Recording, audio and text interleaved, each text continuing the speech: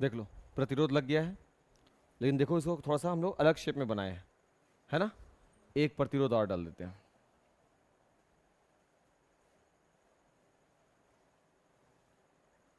ये हो गया।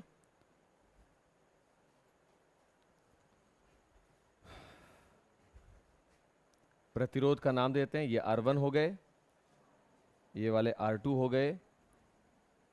इसको थोड़ा सा सीधा कर दिया जाए।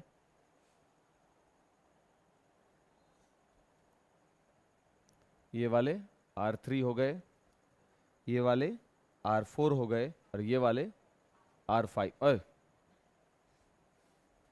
R5 हो गए। कनेक्शन कनेक्शन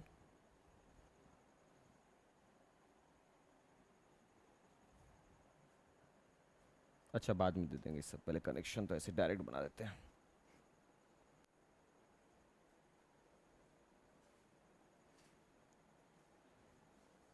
सबसे पहले क्या करना है, सही सलामत हाथों से पहले ये बनाओ, सिर्फ ये चतुर्भुज, ठीक। ऊपर में लिखो पहले WHEAT, व्हीट। Stone STONE। उसके बाद लिखिए ब्रिज, व्हीट स्टोन ब्रिज। सब जानेंगे, सब इसका काम जानेंगे, क्यों पढ़ रहे हैं इस टॉपिक को वो भी जानेंगे। पहले टॉपिक लिखे तो पहले ढंग से। तुम बोले बाबू नहीं, ठीक। अभी सिर्फ चतुर्भुज जैसा बनाने बोले थे हम, है ना। रुक जाओ वहीं पर रुक जाएगी, वहां पर रुक जाओ। हम ठीक कर देते हैं, फोटो हमको सुधार करना है थोड़ा सा। एक कुंजी लगाएंगे ऑन ऑफ के लिए। जैसे ही ऑन कर रहे हैं तो अब देखो प्लस से पहले चली धारा, खाली लॉजिक देखोगे सब समझ में आएगा।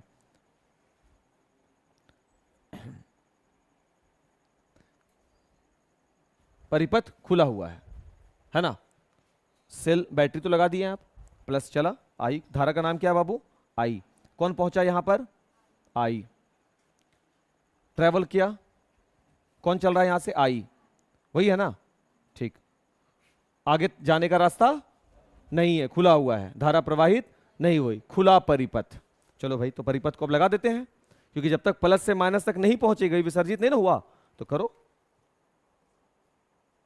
ओपन कर दिया, ज्वाइंट हो गया। अब ये आगे बढ़ा, आंतरिक प्रतिरोध उसको क्या किया, खर्च किया। तब तेज, एक तरफ धारा ज्यादा हुई, एक तरफ धारा कम हुई, फ्लो चालू हुआ। समझ गए ना, ये जरूरी था। बट ये हुआ क्यों, ये प्रणाली समझ में आया ना। हाँ, वो बात और है कि तुम्हारे दिमाग में सवाल चल रहा होगा कि आई कैसे ट्रैवल किया, उसी पर तो ये मैथ है। ये पूरा का पूरा मैथमेटिकल फंक्शन इसी पर तो काम करेगा। और साथ ही ये जानेंगे कि अगर प्रतिरोधों का संयोजन, कौन सा प्रतिरोध है ये, कैपिटल आर, बाह्य प्रतिरोध। अगर बाह्य प्रतिरोध ना बाबू, अगर इन प्रतिरोधों का संयोजन इस क्रम में किया गया है तो इनके बीच आप कैसे संबंध दर्शाइएगा। समझ गए, यानी ये टॉपिक क्या है, प्रतिरोधों के बीच संबंध दर्शाने के लिए। और ध्यान रखोगे बाबू, जैसे ये फंक्शनैलिटी होगी, कल या परसों जो हम लोग मीटर सेतु पढ़ेंगे वो भी बिल्कुल इसी ऑर्डर में काम करेगा, इसी प्रक्रिया से काम करेगा, मीटर सेतु जो टॉपिक है हम लोगों का। इसलिए अभी ध्यान रखोगे, सबसे पहला चीज जो हमको फोकस होना है वो चीज क्या है, धारा का बंटवारा। धारा कैसे दो भाग में बढ़ती है, ये देखो। यहां से कौन सी धारा प्लस से चली, आई। आई जब यहां पर आई, ये संधि हो गया, थोड़े पहले पढ़े ना, तो यहां पर संधि होता तो यहां पे धारा दो भाग में बढ़ती है। एक धारा किस नाम से जानी जाएगी, I1, और दूसरी धारा यहां बह रही है, इसका नाम क्या है, I2। कोई दिक्कत यहां तक नहीं। ये धारा का नाम है I1, इस धारा का नाम है I2, और ये धारा बहते हुए जब इस तरफ जाएगी, देखो यहां से फिर धारा कौन वाली, I1 जब यहां आई तो फिर से I1 दो भाग में बट गई, तो इसका नाम हम चाहे तो I3 I4 बोल सकते हैं। इसको जब हम नाम दे दिए, क्या चीज, कौन सा नाम दे दिए इसका, आई, ध्यान देना बाबू, क्या नाम दिए, I3। तो चाहे तो हम इसको I4 भी बोल सकते हैं। नहीं समझ में आया बात, ये जो एक तार आया, इसको मत देखो, अब इस एक तार का दो भाग में बंटवारा हुआ, अर्थात I जो है वो किसमें बदल गया है, I1 प्लस I2 में। ये वाला बात समझ में आया, कौन से नियम से, संधि के नियम से, कोई दिक्कत यहां तक नहीं समझने में। अब ये I1 आगे गया कौन सी संधि पे मिला, बी पर, बी पे संधि हो रहा है ना बाबू। तो I1 जब आगे गया तो I1 को हम दो भाग में तोड़ रहे हैं, जैसा कि तुम देख सकते हो। एक भाग का नाम I3 और दूसरे का नाम I4 रख सकते हैं। तो उस हिसाब चलोगे तो I4, I5, I6 तक चला जाएगा। उतना नहीं करके हम जुड़ा हुआ नाम दे सकते हैं। जुड़ा हुआ नाम का मतलब जो हम निकालने वाले हैं धारा किससे, ये वाला, इस धारा को अगर हम x मान लें तो x बराबर ये भी हो जाएगा क्या, I1 माइनस I3। देखो तो x मिल जाएगा क्या, x का मतलब कौन सा, ये वाला। तो इस धारा का नाम क्या रख दिया गया, I1 माइनस I3। सही है क्या, नींद आ रहा था ना। इस धारा का नाम I1 माइनस I3, कोई दिक्कत नहीं। अब इनको पकड़ते हैं, इस पॉइंट पर आते हैं। यहां से आई I2, क्लियर है, यहां से आई I3 और दोनों ज्वाइंट होकर के कहां से निकल गई, यहां से। देखो ये धारा बाबू, तो इसका मान क्या होगा, I2, यहां से आई कौन, I2 आई इस बिंदु पर मिली, इधर से कौन आ रही है, I3 आ रही है इस बिंदु पर मिली, दोनों को जोड़ा और जोड़ के एक तार निकाल दिया। इसका मतलब ये किसके बराबर होगा, I2 प्लस I3 के बराबर। इधर से एक तार लाया, उस एक तार से दो लाइन को फूट दिया, I1 I2। सही, I1 को लेकर के आया, यहां से दो लाइन को खोल के निकाल दिया, एक तो I3 और दूसरा I1 से I3 निकाल देंगे तो जो धारा बचेगा वो यहां बहेगा, I1 माइनस I3। क्या सही बोल रहे हैं। इस लाइन पे यहां कौन सी धारा जाएगी, तुम देखो इसका ज्वाइंट कहां है, यहां है। ज्वाइंट का मतलब यहां से आई I2, यहां से आई I3, दोनों को जोड़ दिया, क्या बन गया, I2 प्लस I3। मुश्किल नहीं। इस प्रकार से हम लोग क्या कर दिए, धारा का बंटवारा कर दिए। क्लियर हो गया बात। चलो अब यही काम तुम भी लिखो जो हम लिखे हैं, धारा का जिस तरह से बंटवारा किया गया है। दिमाग पर जोर डाल करके, खाली ऐसा नहीं कि स्क्रीन देखते गए और लिखते चले जा रहे, दिमाग पर जोर डाल के कि टीचर ऐसा क्यों किया, भाई संधि का नियम लागू करके किया है। और समझने में आपको दिक्कत नहीं होगा क्योंकि आपने किरचॉफ पढ़ रखा है। फिर भी दिक्कत होगा तो 2 मिनट का मौन रख लेंगे, इसमें क्या है। कुछ कुछ समझ में आ रहा है यहाँ पे, अभी तक तो कोई ऐसा बात हुआ नहीं।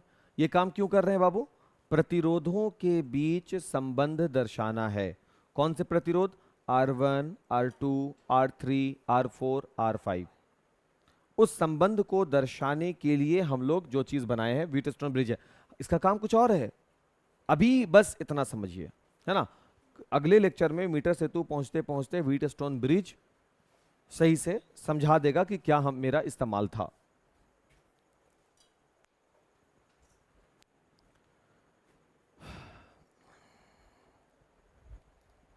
अब देखो बाबू, बारी बारी से हम लोगों को अलग अलग हिस्सों में चलना है। एक हिस्सा ये बनेगा,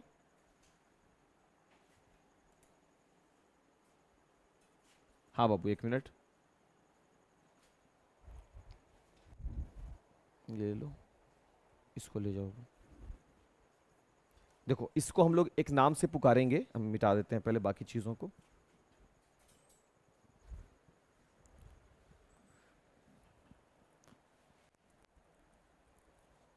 देखो फालतू चीज हटा दिया। ये जो चीज बनाए है ना, इसको हम लोग एक नाम से कहेंगे। किस नाम से पुकारेंगे, पाश। और ये बताता है पाश, पाश का मतलब होता है हिस्सा, खंड। अगर आपको ये पूरे प्रतिरोधों को पढ़ना है तो आप किस नाम से पुकारोगे, तो हम लोग 2 ट्रायंगल के हिसाब से पुकारेंगे। तो 2 ट्रायंगल में चलने का भी अपना एक तरीका है। तरीका क्या है भाई, हम इस रूप में चलेंगे। इस रूप का मतलब A B, फिर B से D, फिर D से A, यही होगा ना। यानी पाश अगर नाम पढ़ेंगे ना, इसको पढ़ेंगे अगर, तो इसका नाम पड़ेगा A से B, B से D और D से A, यानी पाश ABDA। दिखा, हाँ। और फिर जब दूसरा वाला चलेंगे ऐसा, फिर यहां से ऐसा बेंड है, फिर यहां से ऐसा है, इसका नाम क्या पड़ेगा, पाश B, B से C, C से D, D से वापस A, सॉरी B, D से B। इन दोनों पाश में हम लोगों को, माने दोनों सेगमेंट में, दोनों खंड में हम लोग चलेंगे। अब चलने का भी तरीका होगा। देखो पहले पाश का चुनाव करने का तरीका देख लिए ना आप, फिर पाश में चलने का भी अपना तरीका है। अब तरीका क्या है वो सुनिए। तरीका ये है कि अगर देखो पाश में चलो, ये तुम हो ठीक, तो पाश में जब तुम चलोगे और तुम्हारी दिशा और धारा के जाने की दिशा दोनों अगर एक रूप में हो, तुम्हारे चलने की दिशा यानी मेरे चलने की दिशा क्या होगी, ए से बी, मेरे चलने की दिशा क्या होगी, बी से डी, मेरे चलने की दिशा क्या होगी, डी से ए, इसमें चलने की दिशा क्या होगी, बी से सी, सी से डी, डी से बी। ये मेरे चलने की दिशा है। धारा के चलने की दिशा पे बात करते हैं। ए से बी धारा चलती है, यस चल रही है। बी से डी धारा चलती है, हाँ चल रही है। डी से ए धारा चल रही है, नहीं, तार इधर से इधर नहीं आया बल्कि ए से फूटा था तार, तो धारा ए से डी चल रही है, डी से ए नहीं चल रही। आया बात समझ में? अब यहां जाओ, धारा बी से सी चलती है, यस। धारा बी से डी चलती है, यस। धारा डी से सी चलती है, यस। क्या धारा सी से डी चलती है? नो। ये कौन समझ पाएगा? जो इसको देख रहा है वही ना समझ पाएगा। खाली फोटो देख के बता दीजिएगा सर कैसे चल रहा, क्या मालूम। अरे तुम तार को सोचो, तार कैसे आया, है नहीं आया, दो भाग में टूटा, इसका मतलब दोनों का दिशा ऐसे। नहीं समझ में आ रहा है तो लो ऐसे करो। दिक्कत बाबू, ऐसे ऐसे यहां पर आया तो दो भाग में, यही ये मेन लाइन है ना बाबू, तो ये उल्टा थोड़ी ना चलेगा। मेन लाइन तो हमेशा आगे बढ़ाता है। ये देखो इसको आगे बढ़ाया यहां, इसको आगे बढ़ा दिया यहां, सही है। अब यहां पर देखो ध्यान से, ये वाला तार जब यहां आएगा और ये वाला तार भी यहां आ रहा है तो दोनों जुड़ गया, तो जुड़ के एक निकलेगा आगे की ओर। अब बोलोगे सर ऐसे भी तो हो सकता था, तो तीनों एक के पॉइंट पे आया तो गया कहां, फंस गया ना मामला। तो धारा उतने बराबर जानी चाहिए कहीं। अब समझो बाबू, कुल धारा यहां पर कितनी आई, जरा नोटिस करके देखो। टोटल धारा यहां पर कितनी आई, नोटिस करके देखो तो। आई कैसे मालूम बाबू, यहां पर टोटल आई। कौन दोनों को जोड़ देंगे? देखो यहां पर ये वाला तार आया, यहां पर ये वाला तार आया, दोनों को प्रोफेसर साहब बोले जैसा भी, जब दोनों को जोड़ेंगे बाबू तो ये है I1 माइनस I3 और ये है I2 plus I3। I3 cancel हो जाएगा, यहां पर क्या मिलेगा, I1 प्लस I2, और I1 plus I2 is equal to I। तो धारा वापस से कौन चली, I। एकदम साफ है, एकदम कोई दिक्कत नहीं, फंसा नहीं कहीं पे मामला, ठीक। तो पाश हम चुन लिए हैं, पाश का मतलब वो खंड चुन लिए जिसमें हमको चलना है। चलने का तरीका भी हमको मालूम है। हर बार हमको वोल्टता कैलकुलेट करना है। वोल्टता मतलब IR सब में पहला वोल्टता कौन से पाश में, A B D A। चलिए भाई A से B में चलते हैं, तो जब A से B में चलते हैं तो चलने की दिशा इधर और तार की दिशा भी उधर, इसलिए I1 R1 बनेगा। लेकिन किस में बनेगा, अभी बताए थे ना, चलने की दिशा और तार की दिशा जब दोनों एक हो तो वोल्टता को किस में लिखना है, माइनस में। और जब चलने की दिशा और तार की दिशा विपरीत हो तो वोल्टता किस में कर देना है, प्लस में। फिर से एक बार, चलने की दिशा और तार की दिशा दोनों कैसी होनी चाहिए, एक, तब वैल्यू किस में लिखना है वोल्टता का, माइनस में। और जब दोनों एक दूसरे के उल्टा हो जाए तब इसको किस में लिख देना है, प्लस में। तो यहां पर बाबू चलने की दिशा रेड वाली उधर है और तार की दिशा भी उधर ही है, तो वोल्टता जो है जिसको हम लोग बोलते हैं IR, तो यहां पर I1 R1 होगा, वो किस में हो जाएगा, माइनस में, ठीक। अगला वाला प्लस। अब देखो चलने की दिशा A से B हो गया, अब चलेंगे B से D, तो चलने की दिशा है B से D और धारा भी आ रही है इसी दिशा में, तो इसकी वोल्टता क्या होगी, I3 R5, लेकिन किस में होगी, माइनस में। तो प्लस कर देते हैं यहां पे और यहां लिखते हैं माइनस का I3 R5। क्लियर। अगला चलने की दिशा क्या होगी बाबू, D से A। तो यहां पर देखो चलने की दिशा ऐसी है और तार ऐसा है, यानी ये पॉजिटिव में होगा, ये प्लस में होगा, I2 R2 और कुल वोल्टताओं का योग 0 के बराबर। एक काम खत्म हो गया। इसको थोड़ा सा नॉर्मल कर सकते हैं। नॉर्मल का मतलब माइनस का I1 R1 माइनस का I3 R5 प्लस का I2 R2 इज इक्वल 0। अगर नहीं करोगे तो माइनस वाला को उधर कर दो, तो ये हो जाएगा I2 R2 is equal to I1 R1 plus I3 R5। वो लिख देंगे जैसे पहला नियम था संधि का नियम, वो निकल कर आ जाएगा। ये हो गया। अब आ जाइए पाश किस में, B C D B में। कहां से चलना शुरू करना है, B से C चलेंगे। चलने की दिशा B से C धारा भी उसी दिशा में, तो माइनस में होगा। माइनस क्या बनेगा, देखो I1 माइनस I3 इनटू किससे, R3, ये हो गया IR। क्लियर।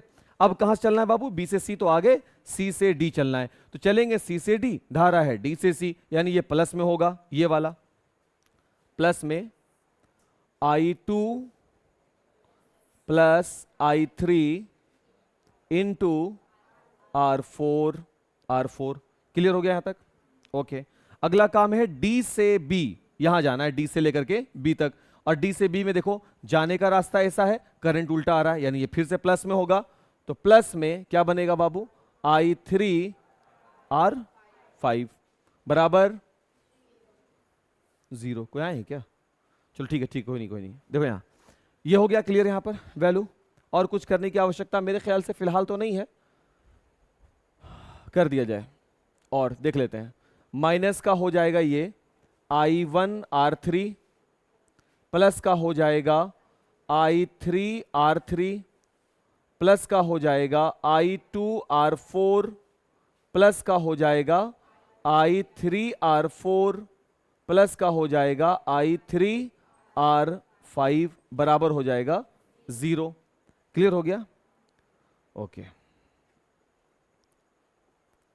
ये तो कुछ ज्यादा खतरनाक सा हो गया, नहीं चलिए, नहीं खतरनाक नहीं हुआ, इक्वेशन का नाम देंगे इसको। इक्वेशन नंबर कितना हो गया बाबू, नाम नहीं दिए हैं, इसको हम बोलेंगे पहला समीकरण, ये हो गया, और ये हो गए दूसरा समीकरण। देखो हम लोग अब इसको हम दो जगह लिखा दिए, तो तुमको कॉपी पे दो जगह नहीं करना है। हम दो जगह क्यों किए थे, इस पाश को समझने के लिए और इस पाश को समझने के लिए किए, ये ना किया गया, ठीक। अभी देखो क्या करना है, I3 वैल्यू को, ये जो बीच वाला है ना, एक प्रतिरोध को खत्म कर देना है, तो हम क्या करेंगे, I3 वैल्यू को 0 कर देंगे। जब I3 वैल्यू को 0 कर देंगे, ये वाले भाई साहब खत्म हो जाएंगे, हो जाएगा। और उसी तरह से I3 करोगे तो ये खत्म, ये खत्म, ये खत्म, और ये भी खत्म। मतलब देखो यहां पर, यदि कट जा रहा है क्या स्क्रीन, हाँ कट जा रहा है, यहां पे है। यदि I3 धारा को क्या मान लिया जाए, 0, यानी यहां पर धारा नहीं, इसको 0 किया जाए, यानी कंडीशन दे दिया गया, बीच वाले को क्या मान लिया गया, 0। अब देखो I3 जैसे ही 0 होगा तो मेरे पास क्या बचेगा, माइनस का I1 R1 और ये वाला प्लस का I2 R2 बराबर 0, या फिर ये भी मिलेगा हमको कि I2 R2 is equal I1 R1 मिलेगा बाबू, या फिर ये बोल सकते हैं कि I2 बटा I1 किसके बराबर मिलेगा, R1 बटा R2 के। दिख रहा है, पर दो प्रतिरोध का अनुपात निकाल दिया ना, ये हो गया इक्वेशन नंबर 3। वैसे ही समझने के लिए इधर आ जाओ, अगर किसको 0 कर दिए, I3 को तुम 0 कर दो, जैसे ही I3 को 0 करेंगे, ये खत्म हो गया बाबू, ये खत्म हो गया, ये खत्म हो गया, बचा क्या, माइनस का I1 R3 बचा, और कहां पे है ये वाला ना, प्लस का I2 R4 बचा, अब बराबर 0। तो फिर मेरे पास बचेगा यहां पर I2 R4 is equal I1 R3, फिर से वही I2 बटा I1 करो तो इधर आ जाएगा R3 बटा में R4, इक्वेशन नंबर 4। अब 3 और 4 को देखो, LHS बराबर, तो इनके RHS भी बराबर हो जाएंगे, तो सो इक्वेशन कौन सा, 3 एंड 4 से, इक्वेशन 3 और 4 से क्या मिल गया, LHS बराबर है दोनों का, देख लो, तो RHS भी बराबर होंगे, मतलब R1 बटा R2 बिल्कुल बराबर होगा R3 अपॉन R4 के, लेकिन हमेशा नहीं होगा।